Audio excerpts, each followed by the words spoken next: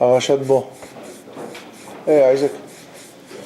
So after two parashiot where we learned about the galut, the exile of Am Yisrael in Egypt, and on the difficulties that they had with the enslavement in Egypt, and how difficult Paro was, and how hard-headed he was, refuses time after time after time for Moshe's calling to send his people. Today, this Shabbat, Am Yisrael is actually going free. However, in regards to the fact that the Geulah is coming and is getting near, or was getting near at the time, and as they say, Kol Dodi Nezeba, right? Am Yisrael still itself as a nation was not ready for its own redemption. And yet, on top of that, Am Yisrael did not believe that they are worthy of that Geulah, of that redemption altogether. Am Yisrael knew, the people knew, that they are in a low, that's the difference between then and today. They knew that they are in a low state of mind. They are in a low spiritual level. We know that they enter 49 gates of impurity and so on and so forth. And Am Yisrael does not understand what will be the merit which they would have that would help them come out from this enslavement in Mitzrayim to become a free man. It's very important to understand what we have to do today as well. So Chachamim tells us in Shir HaShirim Rabbah, Rabbanan Amri, Kol Dodi Nezeba, the voice of my beloved one is coming. Who is that? That's Moshe. B'sha'a sheba v'amar lehem Yisrael, when he came to the Jews, it says, U'v'chodesh hazeh atem nig'alim, and in this month you're going to go free. Amru lo, Moshe Rabbeinu, ech anu nig'alim? How is it that we're going to be redeemed? V'kol Mitzrayim metunefet me'avodah zara shelanu. The whole Egypt is being filthy with our idol worshiping, not theirs, our. Look at Shir HaShirim Rabbah Bet Yutet. Do you understand what a statement that is? Bnei Israel are so immersed in that one could not tell between the Egyptian and the Jews when it came to the passion of doing avodah zarah, as it says in Midrash Tehillim, Elu of the avodah zarah, ve'alal of the avodah zarah. They have the same thing. You couldn't tell one or the other, and they're really sincere about it. And in regards to Moshe, how is it possible that a nation that is so low is going to be able to have such a great miracle as coming out of Mitzrayim that nobody ever did? What zchut do they have? What merit do they have to have such miracles, even though they abandoned the way of their fathers and strayed off the path, as they say?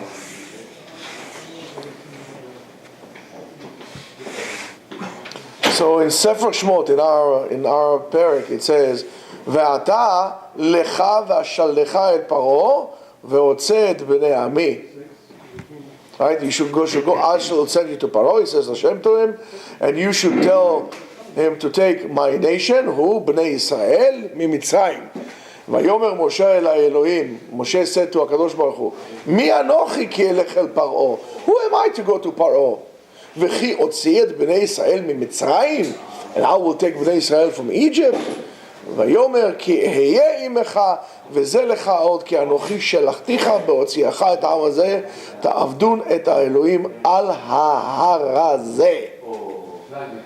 He says, HaKadosh Baruch Hu said to me, this is very important to understand. Moshe is saying, wow, how I'm gonna do it? HaKadosh Baruch Hu said to Moshe, don't worry, Moshiko. Moshe was Sephardi, right? He was Sephardic. Moshe, I'm going to tell you and I'm going to give you the sign, that it was, that when Paro is going to set you out of Mitzrayim, you are going to worship et Elohim, you're going to worship me on this mountain. So HaKadosh Baruch Hu commends Moshe Rabbeinu to take Am Yisrael Mitzrayim from the slavery, and now it's something that is quite weird. We would think that Moshe would say, "Yay, woo!" Hey, I don't know, whatever you guys say. What do you say in America? Yip yip yahoo! I don't know. Yeehaw! Yeah. Yippee-ki-yay. Right? And he would cry with joy and so on and so forth. Right? Finally, I have an ability to take my people, my brothers out of the Egyptian enslavement. But no. Moshe Rabbeinu refuses. And Moshe Rabbeinu says, "V'chi otzi et bnei Yisrael b'Mitzrayim." I'm going to take them out of Mitzrayim. Rashi says, "Ma zachu Yisrael sheta'aseh lehem nes v'otziam miMitzrayim." What's the miracle? And we need to understand. We need to understand that Moshe Rabbeinu is the justice activist, the first and most famous justice activist in the world. He sees a guy hitting a Mitzri, hitting a Jew, a justice down, hits him. He goes to see two Jews fighting, injustice, he goes. I mean, he see any kind of injustice, whether it's for an animal running after the baby lamb, Moshe is there to pursue justice in the world. And he cannot, I mean, we have to understand, he cannot stand still when the justice happens. You see, he's out of control. I mean, in terms of when this has happened, and he cannot, and he cannot see the point, and he refuses to take millions of Jews, of Bnei Yisrael, Jews, millions of his brothers that are slaves to freedom. It just doesn't make sense. And why is Moshe trying to convince HaKadosh Baruch Hu not to take him out of Egypt? Or at least not now. And we need to understand that the point or the reason why he's doing so is because he's looking for moral and in pursuing justice, and he doesn't want an injustice. Many times, it's too hot? קר? תכבה אותו. לא. חתול, תכבה את זה. סם, תן לו. Okay. Many times, it's a dilemma that we face when we deal with juvies, with young guys who are in juvenile detention from a very young age. And then they're going to prison when they're young, older. When they become older, they go to prison and so on and so forth. The problem is when we send these people free, sometimes when they're entitled, they would deliberately do something, either something in jail itself so they could lose their chance for parole, or outside so they could go back to jail. To us, it seems crazy. But for these people, that's the only thing they know. They don't know anything. They don't know how to live life outside, unfortunately. And I'm not talking about, gang people who I don't understand how the government allows gangs to happen, I'll tell you the truth. Instead of dealing with a phony Russia gate over there, nothing really ever happened, they should deal with real problems instead of dealing with this. I mean, it's crazy. So they don't know what to do with freedom, those people. They get lost. It happens, by the way, many times to people who serve, and I can tell you this in first account. That was a major point in making a certain decision in my life. When you are in the army for a very long time, it becomes a problem to leave later on. And when you go out, there is a shock of so-called regular life. Look, even what's his name? fatty over there from Jersey, Chris Christie, right? He thought he can go into the secure area because he was they told him, Habibi, you can go, go back. It was in the news, in the airport. He wanted to go to a secure area. So you can. You're not the governor, you're just a regular person. It's a very big problem. I mean, you see it with presidents, ex-presidents, they don't know what to do with themselves. And by the way, it's true also to people who go in retirement. But even more so to a person who was enslaved. He doesn't know what to do with this world altogether. Moshe understands that. Moshe understands that Am Yisrael is being slave for a minimum, according to most optimistic opinions, 210 years. According to some, of course, it was the 400 years. Counted this way, counted that way. We spoke about today about trying to fit things to certain theories. But 200 years of slavery, if not 400 years of slavery. These people don't know what it is to be a free man. They don't know how to operate on themselves. They don't know how to take an initiative in their lives. They're always looking for handouts. There are generations upon generations of handouts to people. And I'm going to tell you this, in today's politics, especially in this country, it is the interest of many groups to keep certain groups of people under the same condition of handouts. And if you want to know the main reason for racism in this country, is that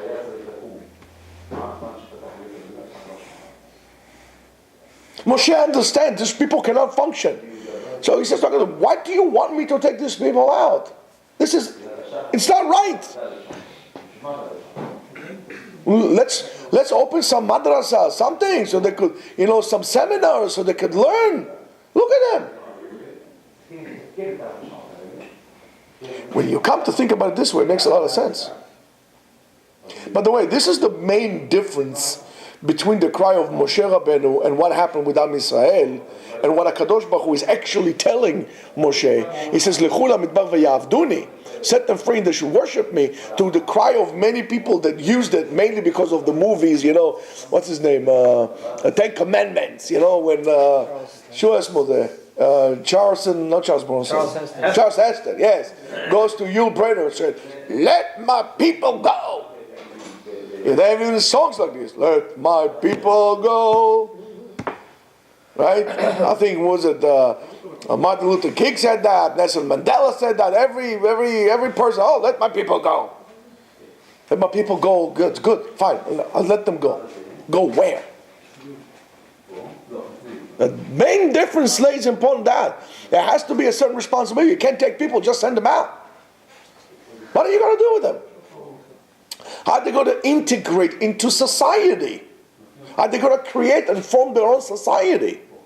Are you, by sending them free irresponsibly like that, are you dooming them to eternity?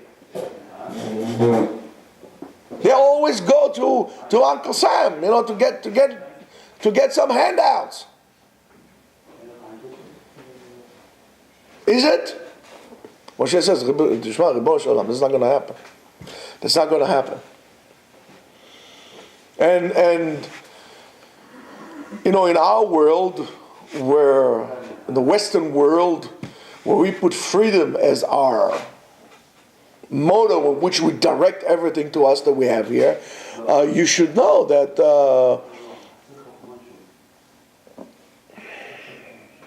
what we call to be free is basically to sit down on the sofa, kick your feet on top, have beer in one hand, and I don't know, whatever you guys noshing on the other side, popcorn, whatever it is, basically to do absolutely nothing. And to be free, when I tell you what it's meant to be free, let's say you finish with college, say, whatever it is that you finish, I don't want to do anything. We'll sit there, I'm going to kick back, and that's to do nothing. By the way, that's how most of you, when you go on vacation and you feel that you have to do this, and you choose to do absolutely nothing, and you have no idea how wrong that is, and how bad it is for you. Especially, Mark would like this one. It's all about Mark concepts here. Right? And what happens more than that, you fall into bad habits of life that is based on desire-based life, of materialism and pleasure with no essence and without any cause or any reason. I just want to have pleasure for the sake of pleasure. By the way, we do see that later on when they deal with the man. We want to have ta'ava. We can't have life without desire. We want some desire. Ita'avu ta'ava, they wanted a desire. Because the man killed the Yetzer Hara. That's exactly what it is. That's where it's coming from. Every time Bnei Israel complain to HaKadosh Baruch Hu what they want meat, they want shashlik, they want cucumbers, they want watermelons, God, give me a break. That's a slave's mentality. You don't understand, you got to work. And that's the difference, by the way, between immigrants, they came at the time to America, and immigrants that come today to America. Immigrants that came at the time to America, or didn't come through such kind of, tricks and trickeries, right? Make sure they're going to work, and they send the kids to school, and they're going to work. But people that come into America to use the system that we put in place, for example, I'll give you a case. A guy comes from across the border, whichever border that will be. Now, his kid doesn't speak Spanish. Spanish. Doesn't speak English. Doesn't speak English. So there is a law that every kid deserves a school, right? But I thought it was for American kids. Okay, but that kid comes. So now, no comprende inglés. I don't speak English, or ni homa Chinese. I don't know, whatever it is, right? So what happens right away? Here we have a teacher here. They're going to have a CSC. They're going to put him into special ed. Special ed. Who's paying for this? Darling, you. But what are we doing with this? Nothing. We're dooming this kid forever. Because now he's special ed, doesn't speak English. He's very capable, he's smart, but he doesn't, the whole system is messed up. And people abuse the system, and it becomes a draining system. The most liberal state in the union is California, and it's the most bankrupt state in the union as well, because of all this. We are not helping the people, Rabotai. We're not helping them. We are dooming them, and we're holding them captives to serve our political agendas, our own political agendas and seats. That is wrong. It's not a matter of being racist or not being racist. You have to understand that you think you're being kind to these people. You're actually making it worse for them. You're dooming them for life like that, of dependency. That's not right. And you know what's going to happen at the end? They're going to be your slaves forever. Because every time you want something, they don't do it. I'm going to pull the plug. And now there are your slaves. They say, you're my puppy now. That's what Moshe Rabbeinu understands. Moshe Rabbeinu understands that. That cannot happen. So let's look at what HaKadosh Baruch Hu says. HaKadosh Baruch Hu says, "Behotziacha et ha'am miMitzrayim." When you're going to take him out of Mitzrayim, they're not going to sit there in the desert in Sinai watching charter planes coming from Scandinavia and drinking black turkey with black coffee and wild turkey with some Scandinavian dudes coming over there riding camels all day long. No. You're not going to be sitting down putting suntan lotion in Nueva or in Dab over there, smoking dope all day long. No, you're not going to be doing this. When you're going to take him out of Mitzrayim, Moshe Rabbeinu, you know what you're going to be doing there? You're going to worship God on this place. In other words, there's also something for you to do. In other words, HaKadosh Baruch Hu tells Moshe, you're right, you're absolutely correct. To take these people to freedom with no boundaries is going to be detrimental. It's going to be destructive to these people. It's going to be more destructive to these people than actually leaving them slaves.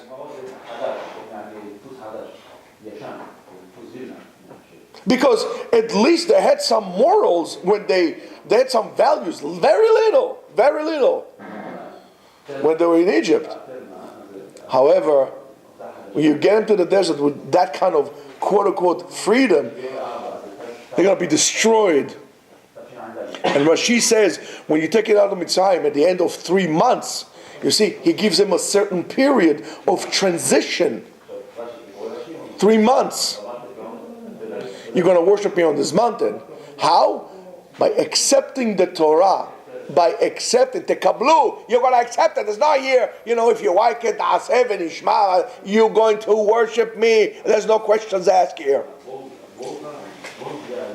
Regardless of what everybody tells you. Tavdu. You're going to worship me. And that is the zchut, Rabotai. If you want to know what's the zchut of Am Yisrael when they took him out of Mitzrayim, is that Am Yisrael understood that also when HaKadosh Baruch Hu wants to redeem the person, wants to give him salvation to the person himself, he doesn't do it until he finds a zchut for the person to be redeemed. Without that zchut, there is no much sense of the Geulah of redemption itself.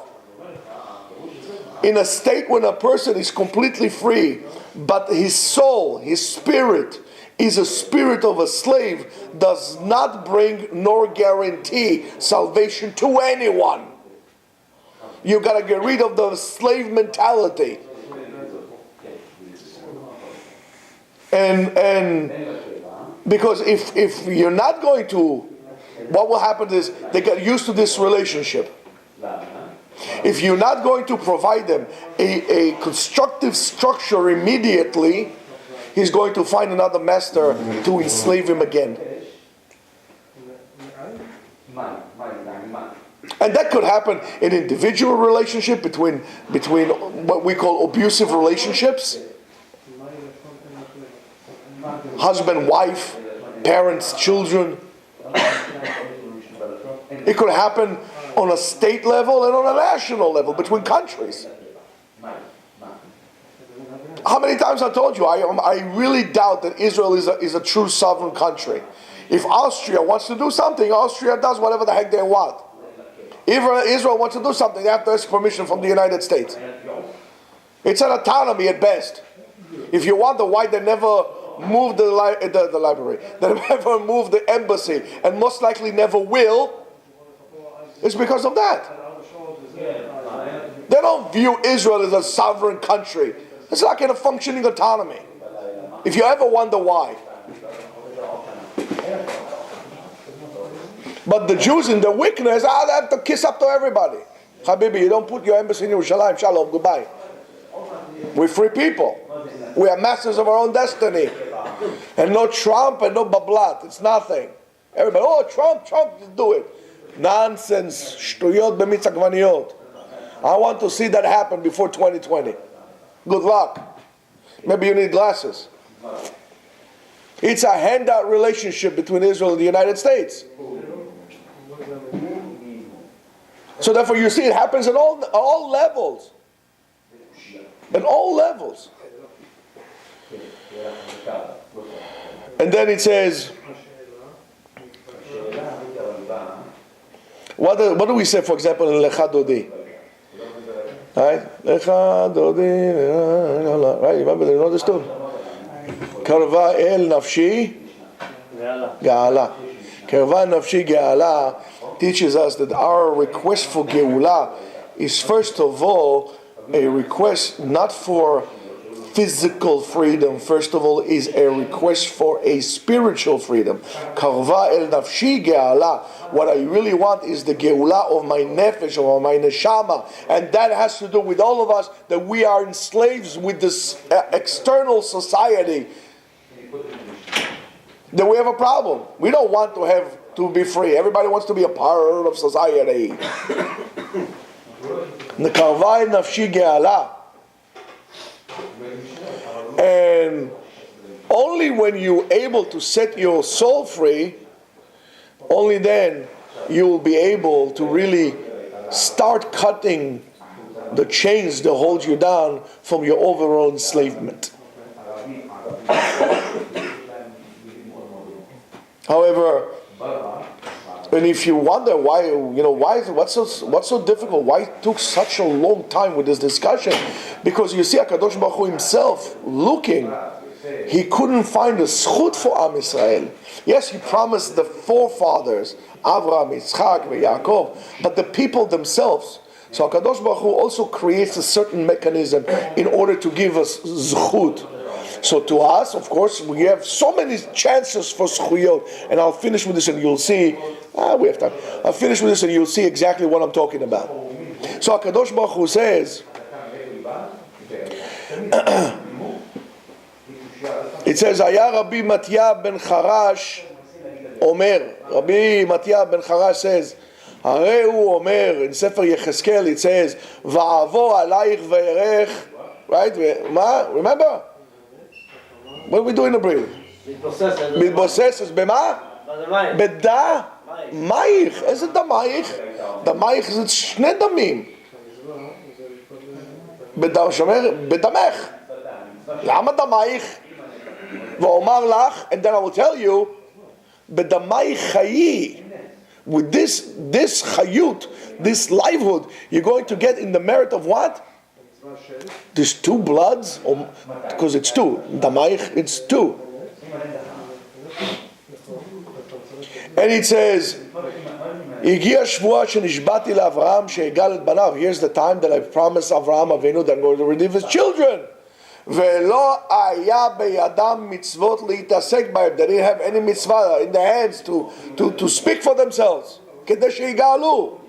And because it says over there, ואת מה? ערום ועריה. You burn naked. Naked not from clothing. Naked from mitzvot. So therefore he gave them two mitzvot. He gave him Dam mitzvat Pesach, the blood of Pesach, v'dam milah, and the blood of Brit Milah, shemalu beoto alayla. They did Brit Milah that night. Sheneimar mitbosesech bedamayich. You're rolling with your two bloods. Which two bloods? B'shnei damim. It's also in Rashi over there. Shte mitzvot HaKadosh Baruch Hu gave Am Yisrael in order to make them appropriate for Geulah. There's a reason specifically, Rabotai, why? Dam HaPesach and Dam Milah. But it seems that those two mitzvot that's supposed to help Am Yisrael don't really help them because they look like it looks impossible to make. Why? Because especially under the circumstances and the conditions that there were in Egypt. Why? Because they're going to shech the shech korban Pesach. You know, the Egyptians used to worship it, right? As it says in Shmot Rabbah, it says, "B'sha'ah she'amar HaKadosh Baruch Hu leMoshe lishchot HaPesach," when Moshe was told to do the korban Pesach, אמר לו ריבונו של עולם, he's told ריבונו של עולם, הדבר הזה, איך אני יכול לעשות? How can I do this thing? אי אתה יודע שהצאן אלוהים של מצרים? Don't you know, I mean, you don't know that they worship the sheep? Because it says in our Gemara, in our parasha, and נזבח את תועבת מצרים לאליהם ולא יסכלונו. They're going to stone us. And, stone with rocks, with... אמר לו הקדוש ברוך הוא, חייך, relax buddy, אין ישראל יוצאים מכאן עד שישחטו את עולי מצרים לעיניהם. They're not going to leave until they're going to shech the Pesach in front of the Egyptians. לעיניהם. שהודיע להם שאין אלוהיהם כלום. In Bereshit Rabbah Zayin. That's going to show them that their God is nothing. Nada. We're going to shech it and we're going to see it's nothing.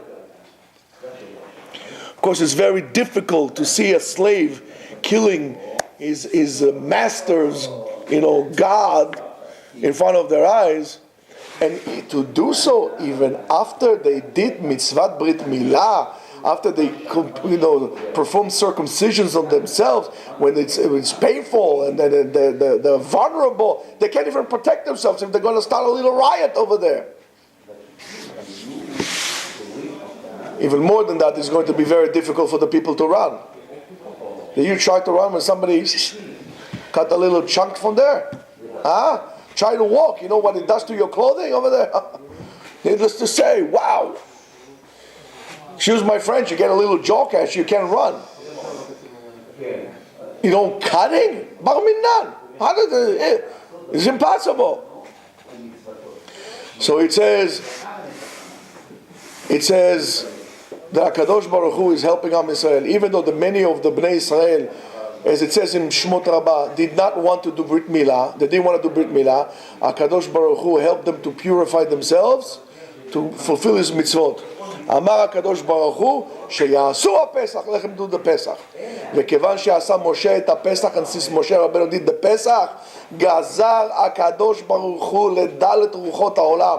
הקדוש ברוך הוא ordered the wind, not a nor'easter, a nor'easter and a west side, and from all corners of the earth, the winds to blow in Gan Eden, and from the winds of Gan Eden they went all the way to the place. The wind of Gan Eden came through all corners of the world to the Korban Pesach. Vayaricho holech ma'alach 40 yom. 40 days it carried that smell in the distance. If you would walk 40 days, you still smell the Korban Pesach of Moshe Rabbeinu. נתכנסו כל בני ישראל אצל משה. כל בני ישראל came to Moshe Rabbeinu. And it says, בבקשה, Moshe, the smell is killing us. אכילנו מפסחך. Let us eat from the Pesach. We can't take the smell anymore. עושה לנו בבטן קשקושים פה. You know, imagine you didn't eat for like a whole day. Comes your neighbor over there, puts a little lamb with fat like this. Allah, איזה ריח, אתה יכול להשתגע, you go crazy. Right? היה אומר הקדוש ברוך הוא, אין אתם נימולים? אין, אתם אוכלים. You want to eat? No problem. תעשו ברית מילה, תאכלו. Why? Because ערל cannot eat from קורבן פסח. You want to eat? No problem. do ברית מילה. מיד נתנו עצמם ומעלו. Immediately they made ברית מילה to themselves. ונתערבב, pay attention רבותיי, it's so beautiful. נתערבב דם הפסח עם דם המילה. The blood of Korban Pesach and the blood of Milah got mixed together. והקדוש ברוך הוא עובר ונוטל כל אחד ואחד. I feel like crying. הקדוש ברוך הוא comes and takes each one of בני ישראל, מנשקו ומברכו, gives them a bracha, gives them a kiss. So many of Am Yisrael did not want to do Brit Milah, and maybe they could have written some, kulot, פסק הלכה להקל. זה צורך רבים, כל מיני שטויות כאלה, and so on and so forth. But it was dangerous, and they will be painful. But no, because HaKadosh Baruch Hu ordered them to do this mitzvot specifically. However, those winds that came were not just the smells of winds. It was winds of spiritual winds. They gave Am Yisrael, that special fragrance of Moshe's Pesach that was above and beyond just a regular smell of meat roasting. That wind did something else also. It says, Am shel avadim, a nation of slaves. So, something great. It says, the leader, pay attention, the leader going after emunato, after his belief. He's not diverting because they say no, this one said yes, and the leader says, okay, I'll do Retzon Ha'am. Moshe Rabbeinu served an example. HaKadosh Baruch Hu ordered him to shecht it, he shechted it. A leader needs to lead by his belief, by an example. Don't say to everybody, do something, and you do something else. Don't tell people don't lie when you're the biggest liar. Don't cry justice when you're the biggest hypocrite. You have to lead by example. Moshe Rabbeinu did that. And the Ruchot of Gan Eden, they came, was the Ruchot of Geulah and freedom. They came, Am Yisrael, gave Am Yisrael a sensation of Gan Eden, of true paradise. A feeling of free people, that there's nobody above you to oppress you. Moshe, for Am Yisrael, by his action, was a revealed miracle, a nes nigle. And in a living example to a person who is able to break from his own neck the chain of enslavements and to act as a free person, a true free person, without any fear.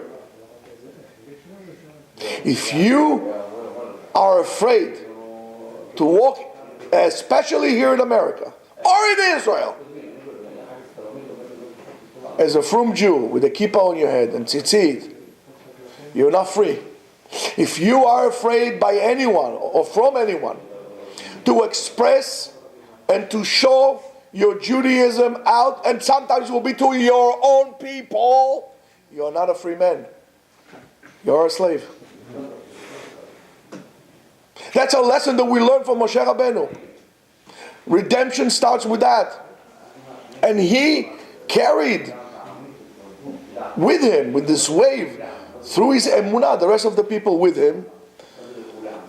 The problem is that the world kind of forgot the power of Moshe Rabbeinu and his example, and what does it mean really to be a leader, and what is it really to demand, set my people, let my people go, and to create all these things. And we need to understand that Moshe Rabbeinu never led a complete act of freedom in the world. He led them from human enslavement to become servants of Hashem. Why? Because Eved Hashem, he's always a free man. If you are not a servant of God, you are not free. Regardless of what secular Jews will tell you in Israel or in downtown, who knows where, some reform lunatic or any other one like this. If you are not a true servant of God, you are not free. To be free of mitzvot, what we call chofshi mitzvot, is a determination and a description of an ultimate slave. Because you see that most of the people didn't want to be Jews. A German outside, a Jew inside. You're a chicken. You're afraid. You're not a free man. And this is maybe what's the reason that HaKadosh Baruch Hu chose this mitzvot to prepare Am Yisrael for Geulah. As Sefer HaChinuch brings in Mitzvah Bet, the second mitzvah, he explains the mitzvah Brit Milah comes to hint to the person, to indicate to a person that as much as he is commended to remove his foreskin, his orlato, and to perfect his body to that matter, so he is commended and expected to perfect his neshama, his spirit as well. Not to sit down and say, okay, that's it. I keep Shabbat, I'm fine. I learn an hour a day, I'm fine. I became a rabbi, I'm fine. No. You have to work on yourself, to elevate yourself, b'mitzvot, b'midot tovot, all the time. And from Korban Pesach, our forefathers learned to be a Jew without fear. To be a Jew without fear. To practice your Judaism without a problem. Oh, it's Chilul Hashem if I do that. If I wear a kippah in the street, it's Chilul. Maybe I'll do. You don't concern about Chilul Hashem. You're a chicken. If you're so concerned about bad behavior, so put your kippah on and not behave appropriately. You take your kippah off, so that allows you to act like a moron. No, you don't care about Chilul Hashem. You're afraid. You have a problem to be a Jew. You don't want to be a Jew. You're a chicken. You're not free. You're a slave. You have inferior syndrome. And that has to do with the way you look as well. Not only your kippah. Yes, I know. Growing your beards. Dressing up like a Ben Torah. Don't wear tank tops or whatever it is. Dress up like a Jew. Everybody will look at you and say you're a Jew. I didn't say white shirt, black pants. But you should look like a Jew. Don't be afraid. What are you afraid of? If you are a Nordsman and you grow a beard like mine, people say, oh, you look like a Viking. If somebody looks at me, oh, why do you have to look so Jewish? What do you mean? Because I'm Jewish, you idiot. Why? What do you think? What do you want me to look like? Muhammad Ali. I mean, what do you want me to look like? Salah ad-Din. What do you want from me? I'm a Jew. You don't like it, let's go outside. I'll show you. This is a different type of a Jew here. Right, Tuvia? It's growing. It's not slowly. I mean, could have fooled me. Try to put some miracle grow. You know, instead of putting aftershave, take some miracle grow. Go like this. Chia seeds. There's also some pills that they take for the prostate. It also helps you grow beards, hair. But it's good, in both ways. But never mind. Let's get into this. Anyway, so when we say a man was born free, that is not a Jewish statement. In our Ketuvim, it says in Sefer Yov, by the way, it says Perek Hey, it says Adam la'amal yulad. HaKadosh Baruch Hu tells us, when you're going to go there, you're going to worship me. That is to you amelim b'Torah. You want to be free, learn Torah. Now you understand. A person, Adam la'amal yulad. Adam la'amal yulad.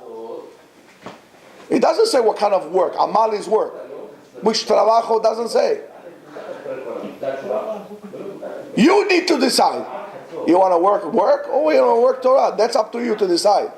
But to sit down, cross legs, and get some, everybody wants to be like in Scandinavia. You're unemployed, you get more money than actually you're working. I mean, that's stupidity.